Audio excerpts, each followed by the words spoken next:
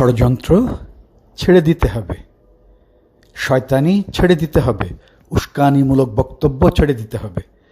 যদি আল্লাহ তাআলার সাহায্য চাও, যদি তোমরা আল্লাহ তাআলার রহমত চাও, তাহলে অবশ্যই তোমাদেরকে আল্লাহর রাসূলের পথে ফিরে আসতে হবে। জুলম ছেড়ে দিতে হবে। প্রজন্মের পর প্রজন্ম যে জুলম করা হয় এগুলো ছেড়ে দিতে হবে। কোরআনের আয়াত তো মোমেনদের জন্য, শয়তান মানুষদের জন্য নয়, মুনাফিকদের জন্য নয়। আল্লাহর সাহায্য তো মোমেনদের জন্যই আসে।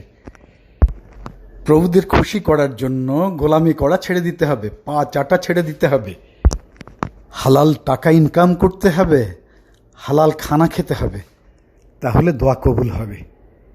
তাহলে একটি আয়াতই যথেষ্ট হয়, অল্প আমলই যথেষ্ট হয়। কিন্তু সেটা কিভাবে করতে হবে? সহজ সরল পথে এসে করতে হবে। শয়তানি বন্ধ করে দিয়ে, গিরিঙ্গি বন্ধ করে দিয়ে আল্লাহ তাআলা কত চমৎকার বলেছেন, অমাকারু অমাকারাল্লাহু আল্লাহু খায়রুল মাকিরিন। ষড়যন্ত্র করেছিল, আল্লাহ কৌশল করলেন, এবং আল্লাহ শ্রেষ্ঠ কৌশলকারী।